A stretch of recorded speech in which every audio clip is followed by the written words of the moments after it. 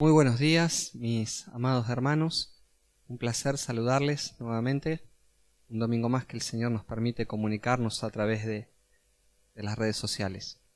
Hoy con la diferencia que estamos grabando desde el templo. Bueno, el templo está vacío, un poco un dejo de nostalgia el hecho de estar acá solito, pero feliz y de que tenemos estos recursos para poder servir al Señor hasta que Él nos permita volver a congregarnos en este lugar. Así que, bueno, sin más, hoy nos toca compartir la porción del Evangelio de San Juan, el capítulo 7, el versículo 25 hasta el versículo 36. Esta es la porción que vamos a compartir en esta mañana. Y vamos a leer y luego oramos al Señor. Dicen las Escrituras San Juan 7:25. Hoy voy a leer de la Biblia de las Américas. Y dice así: Entonces algunos de Jerusalén decían: ¿no es este al que procuran matar? Y ved, habla en público y no le dicen nada. ¿No será que en verdad los gobernantes reconocen que este es el Cristo? Sin embargo, nosotros sabemos de dónde es este, pero cuando venga el Cristo, nadie sabrá de dónde es. Jesús, entonces, mientras enseñaba en el templo, exclamó en alta voz, diciendo: Vosotros me conocéis y sabéis de dónde soy. Yo no he venido por mi propia cuenta, pero el que me envió es verdadero, a quien vosotros no conocéis. Yo le conozco porque procedo de él, y él me envió. Procuraban pues prenderle, pero nadie le echó mano, porque todavía no había llegado su hora. Pero muchos de la multitud creyeron en él y decían: cuando el Cristo venga, ¿acaso hará más señales que la que éste ha hecho? Los fariseos oyeron a la multitud murmurando estas cosas acerca de él, y los principales sacerdotes y los fariseos enviaron alguaciles para que le prendieran.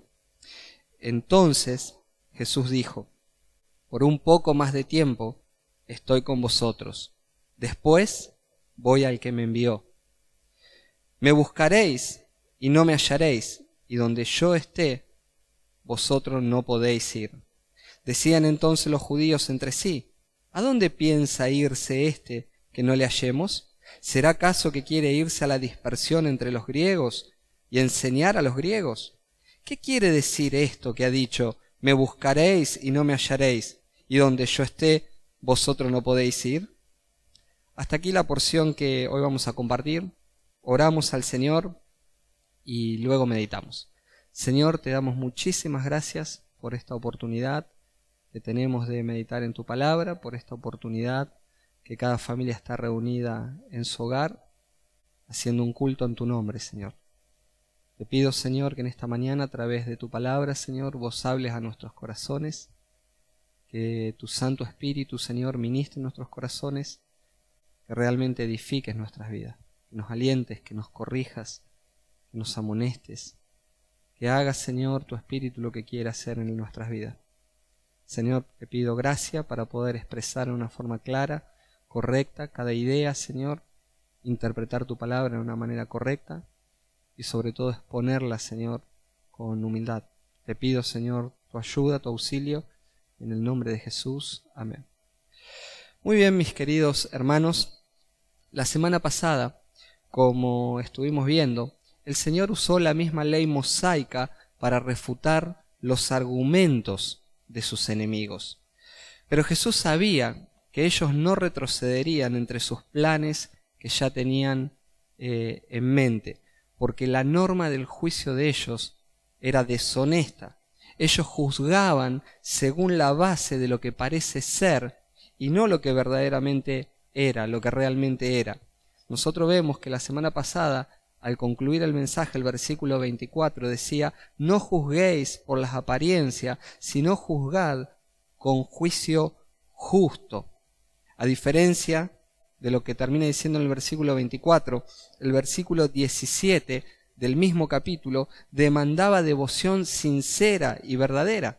El verso 17 decía, si alguien quiere hacer su voluntad, sabrá si mi enseñanza es de Dios o si hablo de mí mismo.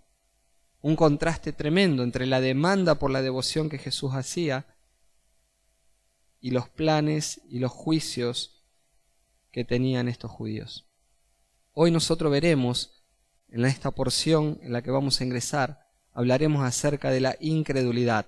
Y para comenzar yo quisiera contarles una ilustración real que dice que hace unos años en una famosa revista americana se publicó el relato de un ciudadano neoyorquino que compró un barómetro extremadamente sensible de una compañía que era muy respetada. Cuando llegó el producto que él había encargado, este hombre en su descontento fue tremendo al descubrir que la aguja indicadora parecía atascada en el sector que marcaba huracán. Después de sacudirlo enérgicamente a este barómetro varias veces y sin lograr que la aguja se moviera de ese lugar, el hombre decidió escribir una carta de reclamo, de protesta hacia la compañía. Y al día siguiente, de camino a su oficina, la despachó por el correo. Esa misma noche, cuando regresaba del trabajo, no solo había desaparecido el barómetro, sino que cuenta la historia que también había desaparecido toda su casa. Verdaderamente las agujas del instrumento habían señalado correctamente lo que estaba por venir. Era el mes de septiembre de 1938, cuando este terrible huracán casi arrasó con Long Island. Tremenda historia. De la misma manera, las afirmaciones que Jesús hizo produjeron diferentes reacciones entre sus oyentes, que demuestran lo que había en sus corazones. En esta mañana, yo quiero que analicemos de lo que hemos leído y saquemos dos enseñanzas puntuales. En primer lugar, la obstinada ceguera de los incrédulos. Y el segundo tópico tiene que ver con el triste final con el que pueden encontrarse un día los incrédulos. Entonces, para comenzar, nuestro primer punto en esta mañana es la obstinada ceguera de los incrédulos. Note que el versículo 25 comienza diciendo, entonces algunos de Jerusalén decían, ¿no es este el que procuran matar? Observemos, en primer lugar, que dice algunos de Jerusalén. A diferencia de la multitud que hemos escuchado la semana pasada en el versículo 20, que probablemente los del versículo 20 eran peregrinos. Note que el versículo 20 dice, la multitud contestó, tienes un demonio, ¿quién procura matarte?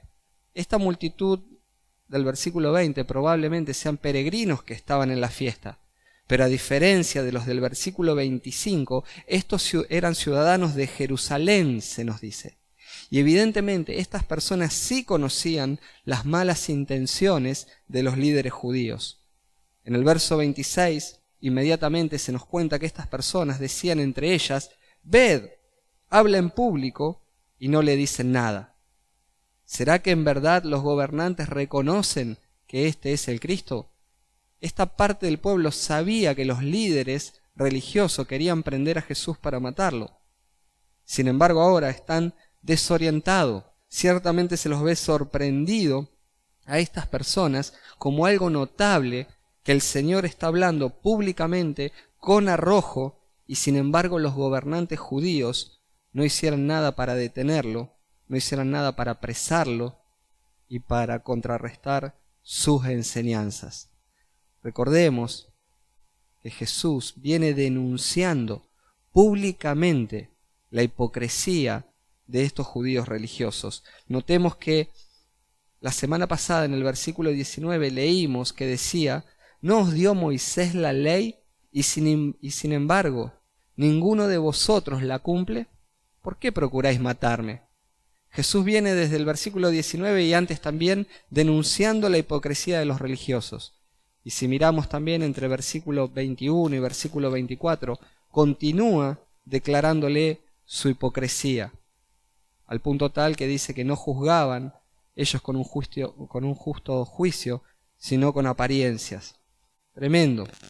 La falta de reacción de estos líderes judíos despertó en el pueblo que estaba escuchando una pregunta. Note que dice: ¿no será que en verdad los gobernantes reconocen que este es el Cristo? Sus mentes ahora, confundidas dentro del pueblo, comienzan a pensar y a conjeturar que tal vez los líderes tenían alguna información que el pueblo desconocía, alguna información que tal vez había probado que Jesús era verdaderamente el Mesías y por eso no lo apresaban. Así estaban de confundidas las mentes de estas personas. Pero inmediatamente esa idea comienza a desvanecerse por la dureza de sus corazones y por la incredulidad en sus razonamientos. Observe que el versículo 27, en forma inmediata, dice: sin embargo, nosotros sabemos de dónde es este, pero cuando venga el Cristo, nadie sabrá de dónde es. Por un momento pensaron: tal vez este pueda ser el Mesías prometido, tal vez los líderes religiosos lo han reconocido, pero casi en forma inmediata ellos empiezan a plantearse diciendo: nosotros sabemos de dónde es este, pero cuando venga el Cristo nadie sabrá de dónde es. Esta especie de argumento que utilizan ellos es una mezcla de información incorrecta con tradición y con leyenda popular. En primer lugar, a pesar de que ellos aseguraban conocer la procedencia de Jesús, pensando que él era de Nazaret, algo que nosotros lo vemos si comparamos otros evangelios. Por ejemplo, cuando vemos el Evangelio de Mateo, en el capítulo 21, versículo 11, sabemos que ahí se ve la entrada triunfal a Jerusalén. Y cuando el Señor llega y hace esa entrada triunfal, dice que las multitudes contestaban: este es el profeta Jesús de Nazaret de Galilea. El pueblo reconocía o pensaba que Jesús era verdaderamente de Nazaret.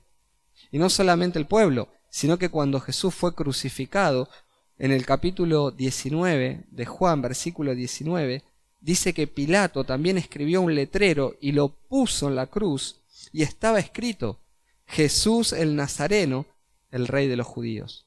No solamente nos cuenta Juan esto, sino que los evangelios paralelos, tanto Marcos como Lucas como Mateo, afirman exactamente lo mismo respecto a este cartel. Identifican a Jesús como el profeta que venía de Nazaret. Sin embargo, aunque ellos afirmaban conocerle, ignoraban que su nacimiento había sido en Belén, como lo establecían las profecías. La profecía, según Miqueas, en el capítulo 5, versículo 2, decía: pero tú, Belén Efrata, aunque eres pequeña entre las familias de Judá, de ti me saldrá el que ha de ser el gobernador en Israel, y sus orígenes son desde tiempos antiguos, desde los días de la eternidad. El profeta Miqueas ya había avisado que el Mesías tenía que venir desde Belén, que iba a nacer en la pequeña ciudad de Belén. Pero en segundo lugar, dicen ellos: pero cuando venga el Cristo, nadie sabrá de dónde es. No solamente que asocian con que Jesús es de Nazaret, sino que piensan que la venida del Mesías nadie iba a conocer de dónde el Mesías venía. Bueno, esto también es una mala interpretación de las Escrituras. Ya vemos que la Escritura anunciaba que el Mesías iba a nacer en Belén.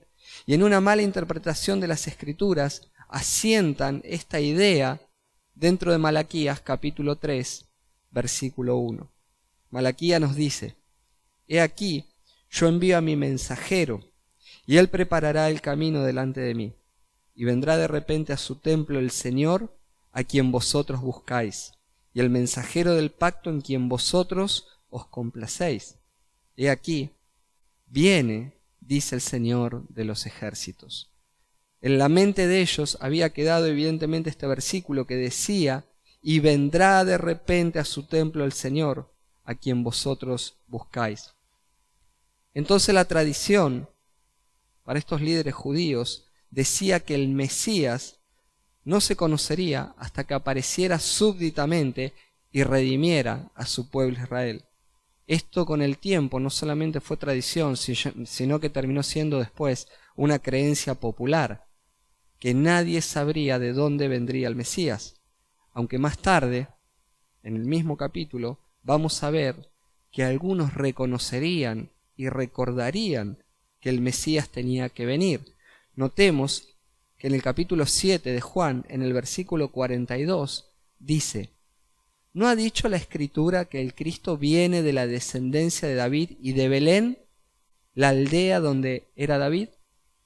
Notemos que al principio ellos dicen, cuando venga el Mesías, nadie sabe, nadie lo va a conocer, nadie sabe de dónde viene. Sin embargo, algunos del pueblo, evidentemente recordando las Escrituras, conectaron que el Mesías tenía que venir de Belén. Sin embargo, ellos están viendo a Jesús y piensan que Jesús es de Nazaret.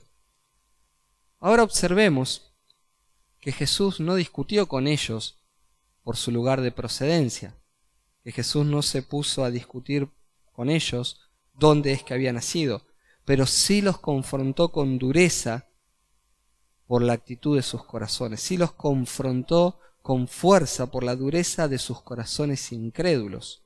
En el versículo 28 se nos dice: Jesús entonces, mientras enseñaba en el templo, exclamó en alta voz, diciendo: vosotros me conocéis y sabéis de dónde soy. Yo no he venido por mi propia cuenta, pero el que me envió es verdadero, a quien vosotros no conocéis. Es interesante porque Jesús comienza declarando: vosotros me conocéis y sabéis de dónde soy. Es una expresión notable cuando dice esto. Primero, que dice que Jesús exclamó en alta voz.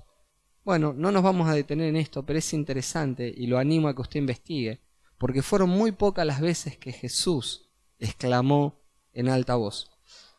Investíguelo luego, pero es interesante verlo.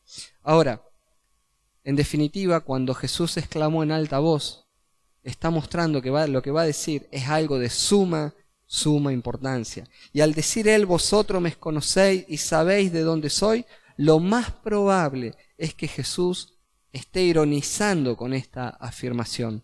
Si nosotros tenemos en cuenta y comparamos lo que se nos dice en Juan capítulo 8, versículo 19, en una discusión que Jesús está teniendo con los fariseos, en el capítulo 8, versículo 19, entonces le decían, los fariseos, ¿no? ¿Dónde está tu Padre? Jesús respondió: no me conocéis a mí ni a mi Padre. Si me conocierais a mí, conocerías también a mi Padre. Si nosotros comparamos esto con lo que estábamos diciendo, con la afirmación de Jesús, es muy probable que Jesús está ironizando en esa afirmación de Juan capítulo 7. La idea es: ustedes creen saber quién soy y de dónde vengo, pero ustedes en realidad no conocen nada. Está ironizando, casi ridiculizando el pensamiento de estas personas. Pero inmediatamente Jesús les dice: yo no he venido por mi propia cuenta, pero el que me envió es verdadero, a quien vosotros no conocéis. En primer lugar, es interesante porque Jesús hace una referencia directa a la íntima comunión que él tiene con el Padre. Todo lo que Jesús hizo fue en obediencia absoluta a la voluntad del Padre. Pero en segundo lugar, afirma que Dios Padre es verdadero y que fue Él el que lo envió a Jesús al mundo, con un propósito, por supuesto, eterno, de traer redención. Pero en tercer lugar, no solamente nos dice que el Padre es verdadero y que fue Él el que envió a Jesús, sino que en tercer lugar, Jesús acusa a los judíos incrédulos de desconocer al Dios que profesan servir, del cual declaran ser ellos celosos. Jesús confronta a estos judíos con esta realidad. Ellos declaraban conocer a Dios, profesaban servir a Dios, sin embargo Jesús le está diciendo: ustedes no conocen ni saben nada.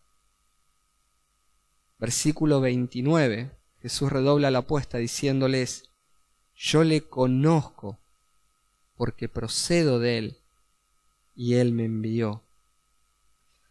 A diferencia de ellos, que no conocían verdaderamente a Dios, Jesús afirma tener un conocimiento íntimo del Padre desde la eternidad.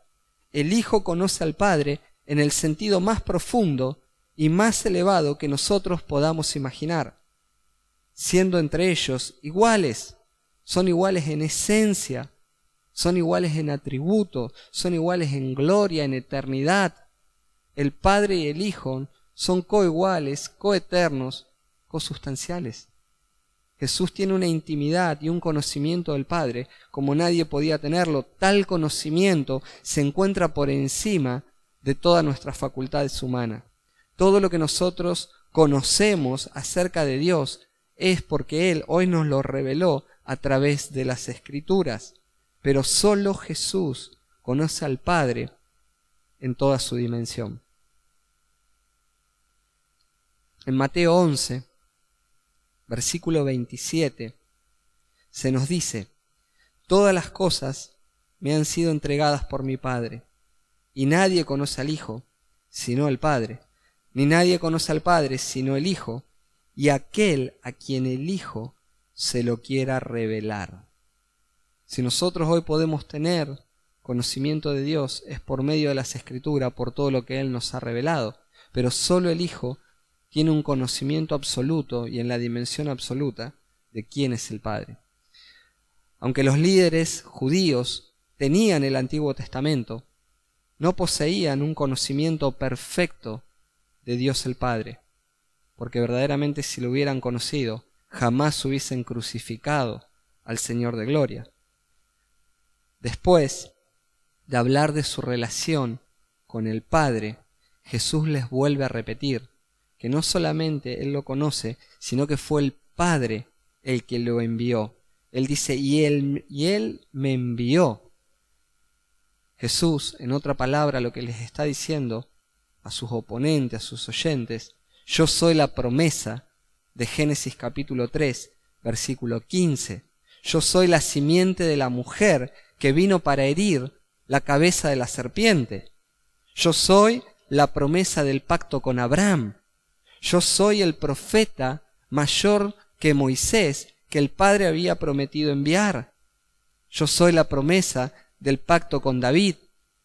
Yo soy el Mesías prometido, el Salvador del mundo, el cual el Padre envió para redimir a este mundo caído.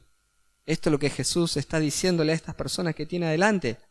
Yo conozco al Padre y el Padre me envió para que yo sea para ustedes el Mesías, el Redentor del mundo.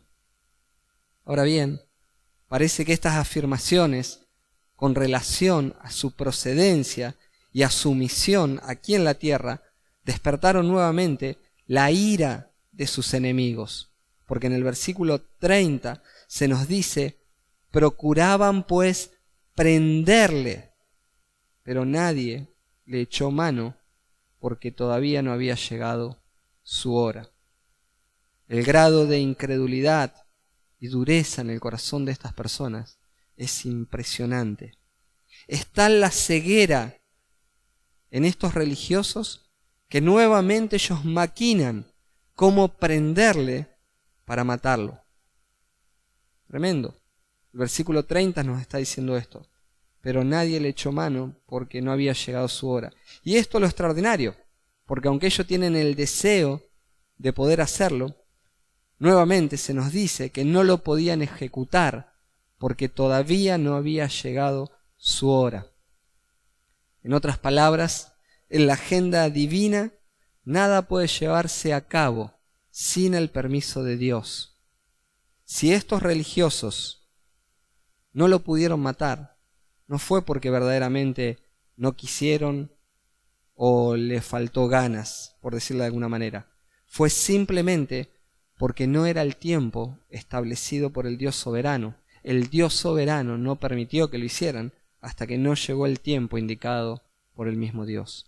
Es Dios quien soberanamente permite o prohíbe todos los sucesos que acontecen en nuestra vida. Y esto debe ser para nosotros, permítanme abrir un paréntesis acá, pero esto debe ser para nosotros un gran descanso. Esto debe traer un descanso a nuestras almas. Saber que estamos en manos de de un Dios soberano. Un Dios que es soberano, un Dios que es omnisciente porque Él sabe todas las cosas. Un Dios que es omnipresente, que Él está en todas partes, en todo momento, con cada uno de nosotros. Que estamos en manos de un Dios omnipotente. Entonces estamos en las manos del Dios soberano, que todo lo sabe, que todo lo puede, que puede estar en todo lugar al mismo tiempo. Y que este Dios tan maravilloso es aquel Dios extraordinario en el cual nosotros podemos descansar confiado, que es nuestro Padre amoroso y que siempre Él va a buscar nuestro bien para su gloria. Qué maravilloso pensar en esto, ¿no? Y cerrando ahora el paréntesis, tristemente estas personas que lo están escuchando no pueden ver a Jesús de esta manera. Y es aquí donde comienza para nosotros nuestro segundo punto en esta mañana. Nuestro segundo punto tiene que ver con el triste final con el que pueden encontrarse un día los incrédulos. Versículo 31 se nos dice lo siguiente: pero muchos de la multitud creyeron en él y decían: cuando el Cristo venga, ¿acaso hará más señales que la que éste ha hecho? Los fariseos oyeron a la multitud murmurando estas cosas acerca de él, y los principales sacerdotes y los fariseos enviaron alguaciles para que le prendieran.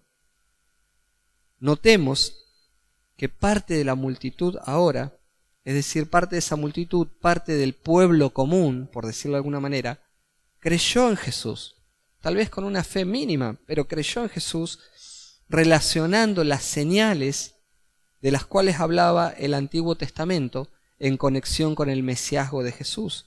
Si nosotros nos ponemos a pensar, sabemos que Isaías en el capítulo 35, versículo 5, nos dice: entonces se abrirán los ojos de los ciegos y los oídos de los sordos se destaparán. El cojo entonces saltará como un ciervo y la lengua del mudo gritará de júbilo, porque aguas brotarán en el desierto y arroyos en el Araba.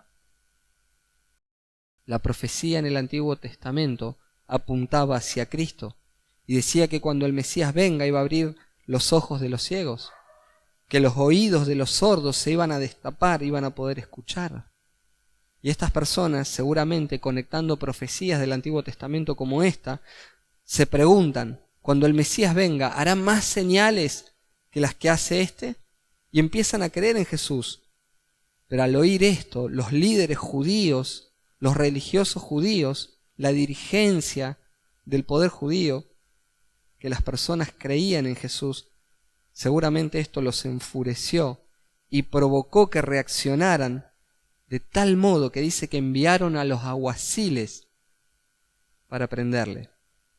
Los alguaciles eran los guardianes del templo, aquellos que tenían el deber de custodiar y mantener el orden en los atrios del templo. Y es ahora donde Jesús les va a declarar que ya están entrando en el tiempo de descuento. Y cuál triste puede ser el final para estas personas de no arrepentirse. Versículo 33, observemos. Entonces Jesús dijo: por un poco más de tiempo estoy con vosotros, después voy al que me envió. Me buscaréis y no me hallaréis, y donde yo esté, vosotros no podéis venir. Ya dijimos en otro momento, en otra ocasión, en predicaciones anteriores, que en unos 6 meses aproximadamente iban a estar crucificando a Jesús, que Él iba luego a resucitar de los muertos y que iba a ser ascendido a los cielos a la diestra del Padre que lo había enviado a la tierra. Ahora iba a volver a su lugar de origen. Pero la gran tragedia para estos incrédulos es que Jesús les avisa: me buscaréis y no me hallaréis, y donde yo esté, vosotros no podéis venir. Es decir, Jesús les advirtió que tenían solo un poco de tiempo para oír la verdad, para escuchar la verdad que le estaba siendo predicada, para arrepentirse de sus pecados y venir a Jesucristo creyendo en Él como su único Salvador. En el capítulo 12 del Evangelio de Juan, en el versículo 35, dice lo siguiente: Jesús entonces les dijo: todavía un poco de tiempo, la luz estará entre vosotros. Caminad mientras tenéis la luz, para que no os sorprendan las tinieblas. El que anda en la oscuridad no sabe a dónde va. Jesús le estaba diciendo: el tiempo se está acabando y la luz, que era el mismo Cristo, está entre ustedes para traerle luz, para que escuchen el mensaje, para que se arrepientan, puedan creer y ser salvos de la ira venidera. Esto es lo que Jesús le está diciendo en otras palabras. Mientras la luz está acá, caminen en la luz, vengan a la luz. Sin embargo, sabemos que los hombres amaron más las tinieblas que la luz. No era Jesús quien estaba en peligro. Ellos pensaban y maquinaban cómo matarlo. Pero no era Jesús quien estaba en peligro. Los que verdaderamente estaban en peligro eran aquellos que querían apresarlo y matarlos. Las agujas del reloj estaban corriendo. Los incrédulos estaban a punto de sellar su destino eterno y de mantener su obstinada incredulidad. Cuando lo quieran buscar a Jesús, ya había sido tarde. Se les habría acabado el tiempo. Y donde Jesús iba a estar un día en la presencia de Dios el Padre, no habría lugar para estas personas por causa de la dureza de sus corazones y de rehusar a creer en Jesús. Pero qué contraste, ¿no? Lo que Jesús le acaba de decir a ellos en el versículo 34, con las palabras alentadoras que Jesús le dice a sus discípulos en el capítulo 14, en los versículos 3 y 4. Juan 14, 3 y 4, Jesús les dijo: y si me voy y preparo un lugar para vosotros, vendré otra vez y os tomaré conmigo, para que donde yo estoy, allí estéis también vosotros, y conocéis el camino a donde voy. Qué contraste entre la situación de los incrédulos, que un día se iban a despertar y no iban a estar en la presencia del Señor, con el mensaje alentador para sus discípulos. Lamentablemente, como siempre, estas personas entendieron mal el mensaje de Jesús y en su corazón endurecido siguen confundidos, y lo vemos por los versículos finales. Versículo 35 dice que estas personas decían entre sí: ¿a dónde piensa irse este que no le hallemos? ¿Será acaso que quiere irse a la dispersión entre los griegos y enseñar a los griegos? Evidentemente no entendían el mensaje que el Señor le estaba dando. ¿Qué quiere decir esto que ha dicho? Me buscaréis y no me hallaréis, y donde yo esté, vosotros no podéis ir. Evidentemente todo el mensaje que Jesús les ofreció, estas personas no lo entendieron. Y yo quiero que reflexionemos por un minuto en esto, en esta mañana, que veamos cómo podemos aplicar esto a nuestras vidas. Estas personas estaban en duda de quién verdaderamente era el Cristo. Sus corazones estaban llenos de incredulidad y ya estaban en tiempo de descuento.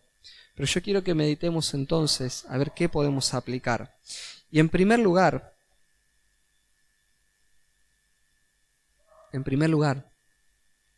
en esta mañana yo quisiera hablarle a aquellas personas que nos están escuchando y que tal vez todavía no tuvieron un encuentro con el Señor Jesucristo. A esas personas quiero dirigirme en esta mañana. Si recordamos cómo empezamos el mensaje y la ilustración con la que comenzamos este mensaje, es una pena pensar en aquel hombre que por causa de su incredulidad prefirió sacudir el barómetro, enojarse con la compañía, hacer un reclamo mandándole una carta, antes que creer que la aguja del barómetro cuando marcaba huracán era verdadero. Si este hombre hubiera creído, seguramente sus pérdidas materiales hubiesen sido mucho menor, porque se hubiese puesto a trabajar en pos de eso. Si él hubiese creído, seguramente podría haber rescatado tal vez sus mascotas, tal vez objetos de valores emocionales, tal vez hubiese rescatado ahorros que tendría ahí y tantas otras cosas, vaya a saber qué, ¿no? Pero si nosotros llevamos esto al plano espiritual, la incredulidad hacia la persona de Cristo es la tragedia más terrible que cualquier ser humano puede llegar a experimentar. Porque las pérdidas no son de carácter material. Este hombre perdió cosas materiales al sacudir el barómetro y no creer. Pero rehusar creer en Jesús, las pérdidas no son de carácter material, son de carácter espirituales y de carácter eterno. Aquellas personas que rehusaron creer en el Señor, su futuro eterno fue la condenación. Y estas personas al morir se enteraron que jamás, nunca iban a estar ahora en la presencia de Cristo y en la presencia de Dios el Padre. Muchas veces las personas quieren evitar pensar en la muerte, o piensan en la muerte como que es algo lejano, algo que no va a llegar, o que si llega será muy tardío, ignorando que las agujas del reloj están dando vuelta, que el tiempo está corriendo y que cada uno de nosotros estamos jugando nuestro tiempo adicional, como muchas veces vemos en los partidos de fútbol cuando levantan el letrero y muestran los minutos de descuento. La aguja está corriendo y todos nosotros vivimos día a día jugando el tiempo de descuento y no sabemos cuánto tiempo nos queda aquí en la tierra. Y el hecho de evitar pensar en la muerte para tratar de calmar nuestra conciencia y evitar los miedos que a las personas le agarran cuando piensan en la muerte, evitar pensar en todas esas cosas no cambia la realidad. El tiempo sigue corriendo y la muerte siempre está a la puerta. En cualquier momento se nos puede llamar. Un día la muerte nos va a llegar a todos, pero lo trágico es que si partís de esta tierra sin Cristo, vas a despertar alejado de su gloriosa presencia y en el tormento de la condenación eterna. Por tanto, como dice el autor de los Hebreos en el capítulo 4, versículo 7, si oyereis hoy su voz, no endurezcáis vuestros corazones. Si oyereis hoy su voz, no endurezcáis vuestros corazones. Si hoy estás escuchando este mensaje, si hoy de casualidad, no sé, pensaste que caíste acá y estás escuchando esto, no es casualidad, es providencia de Dios.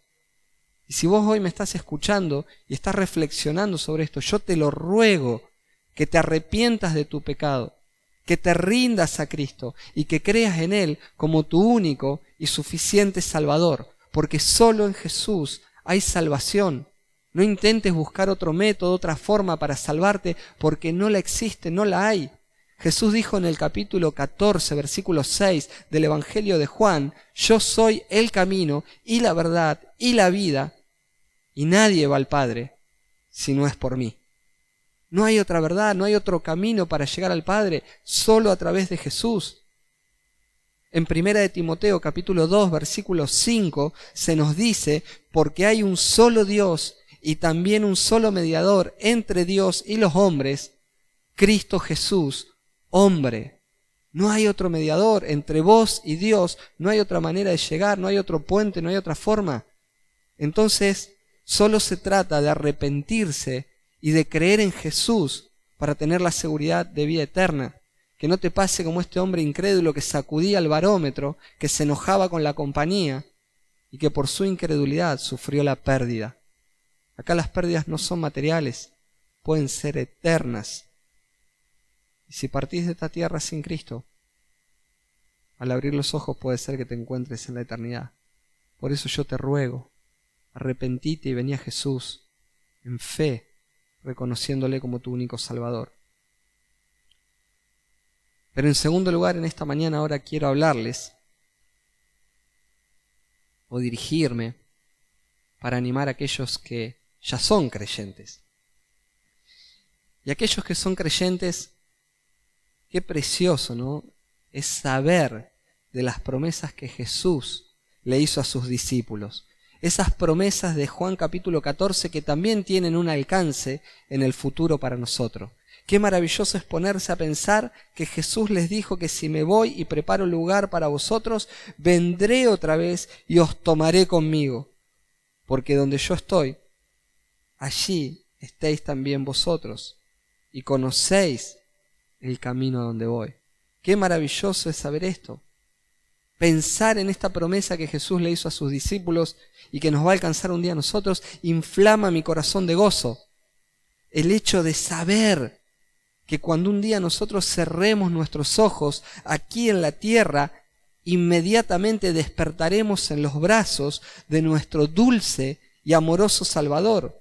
Saber esto es maravilloso. Esto debe alentarnos a nosotros a pensar en el cielo, a poner la mirada en el cielo. Es precioso vivir para nosotros eternamente en su presencia. En su presencia, donde estaremos en el cielo, ya no habrá más aflicción, no habrá pecado, ya no habrá muerte, sino que veremos la gloria del Señor en toda su plenitud.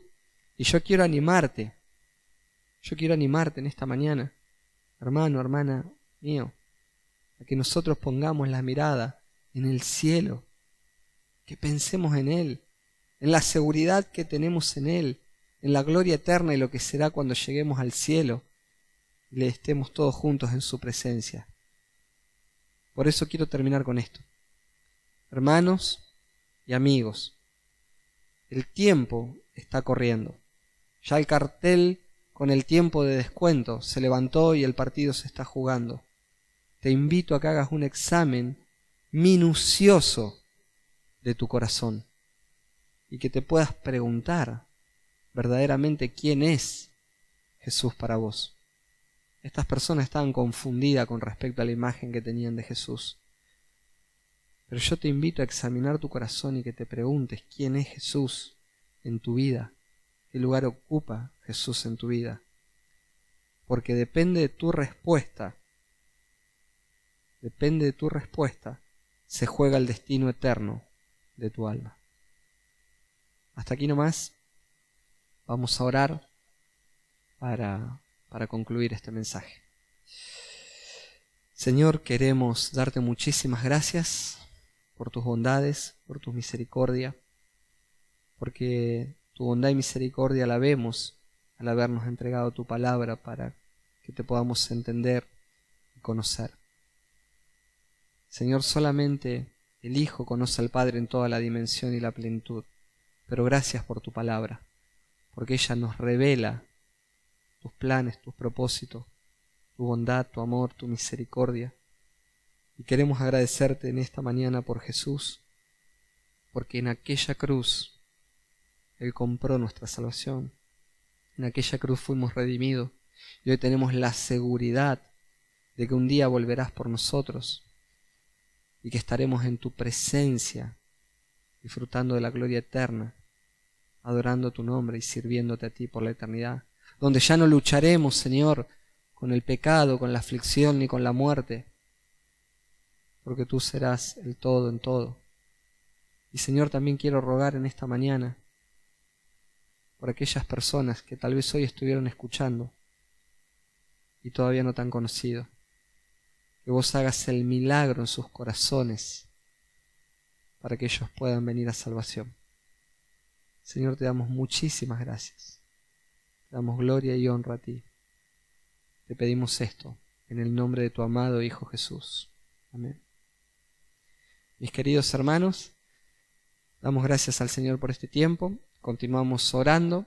Hoy estamos grabando desde el templo, pero continuamos orando para que pronto el Señor prepare las cosas para que podamos vernos todos juntos en este lugar. Que el Señor les bendiga.